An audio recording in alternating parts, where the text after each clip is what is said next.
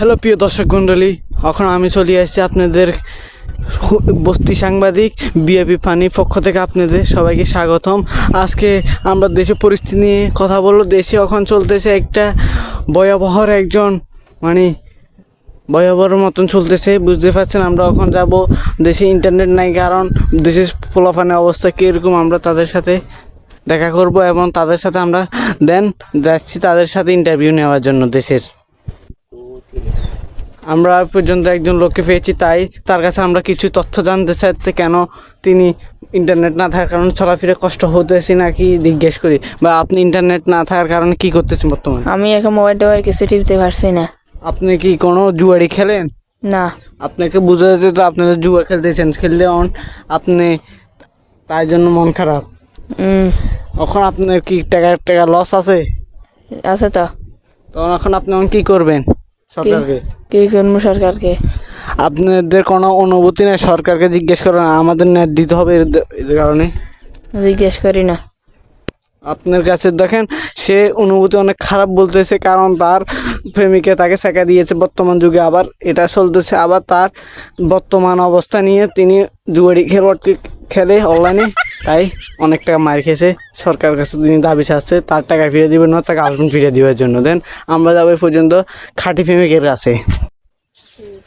এ পর্যন্ত আমরা একজন খাঁটি প্রেমিককে পাইছি, তিনি মনে হয় এখন গাঁজা খাতেছে, আপনারা দেখতে পাচ্ছেন।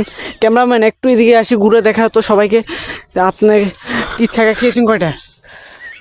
বেশি না, 5টা। এখন আপনি কেন গাঁজা খাচ্ছেছেন?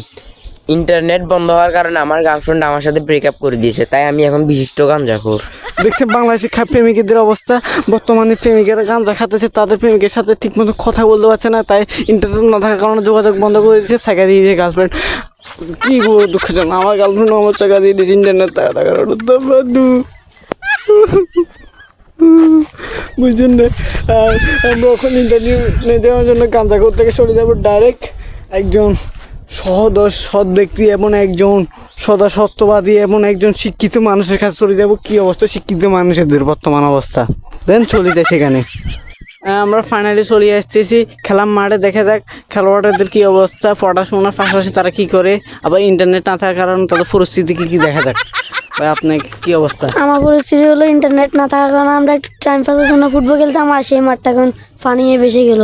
আপনাদের যে মধ্যে দেখছেন পানি বেশি এসে তারা খেলতে পারছে না, এটা আপনি কি দুঃখজনক কিছু বলবেন? দুঃখজনক কী বলবো, ওটা এখন সময় কাটাবো কীভাবে? আগে কী করতেন সময় না কাটালে? আগে তো নেট থাকার কারণে মোবাইল টিপতাম, এখন আর পারি না। এখন যদি আপনারা নেট না থাকার কারণে যদি আরও কিছু তথ্য জানতে চান, তাহলে আপনারা ওই কী বলতাম আমার বিবি ফানির পেজটাকে ফলো দিয়ে, লাইক দিয়ে, কমেন্ট করে, শেয়ার দিয়ে আরও সাবস্ক্রাইব করে দিবেন। আর আরও এখানে কতক্ষণ হলে হাসি করতে হইব। দেন ধন্যবাদ। বস্তির ব্লগ আজ পর্যন্ত ভিডিও।